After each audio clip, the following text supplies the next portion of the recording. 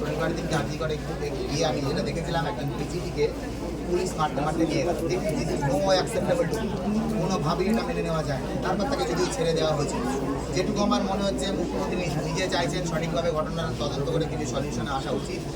এবং তারপর তো শুধু মুখ্যমন্ত্রীর হাতে ব্যাপারটা নেই, আরও নিচুতলার অনেক কর্মী আছে, অনেক লোক আছে, সব কিছুই মুখ্যমন্ত্রী করবেন এটাও এক্সপেক্ট করা যায় না। তার জন্য গণ আন্দোলনের দরকার আছে, সেই হিসেবে আমাদের সর্বত্র সমস্ত ক্যাটাগরি নিরাপত্তা সবার আগে।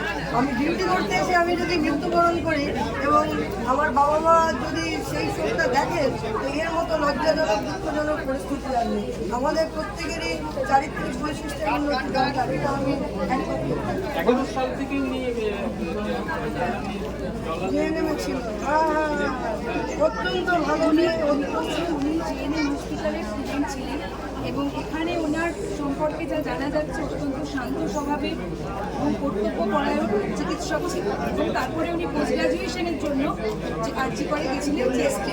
এবার সেখানে গিয়ে উনি রাত্রে একটা ডিউটি করতে গিয়ে এইভাবে সাংঘাতিক নারকীয় অত্যাচারের শিকার এবং যে মৃত্যুবরণ করেছেন, তার জন্য প্রতিটা মেয়ে ডাক্তার হিসাবে, শুধু ডাক্তার নয়, সিস্টার বলুন, ওখানে যে কোনো মহিলা কর্মীর সাথে এই কাজ কাম্য না। আমরা অপরাধীর চরমতম শাস্তি দেখা যাচ্ছে। ঘটনা ঘটে গেলে অপরাধীর চরমতম শাস্তির সময় কিন্তু দেখা যায় এখনো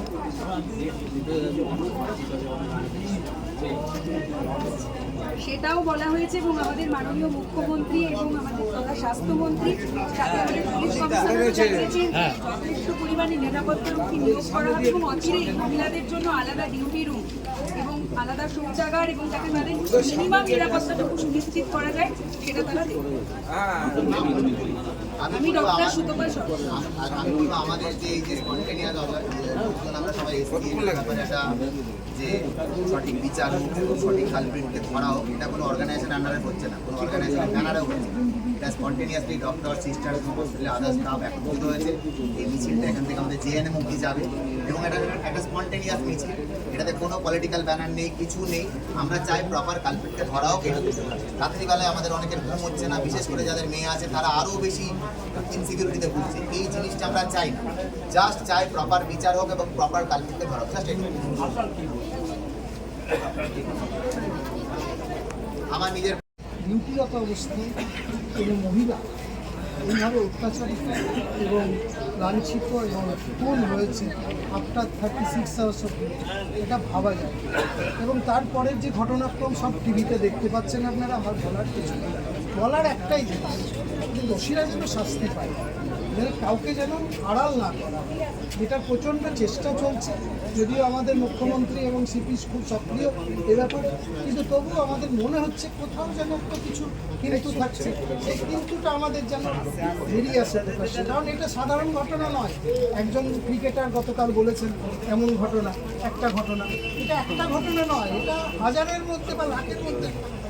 আপনি যদি গোটা বিশ্বে দেখেন, কোথাও এই নেই যে একটা মহিলা ডিউটিতে তাকে এইভাবে লাঞ্ছিত এবং এটাতে মনে হয়, এটা আমার পার্সোনাল নয়, কোনো প্রিডিটারমিন বা কোনো কিছু থাকতে পারে।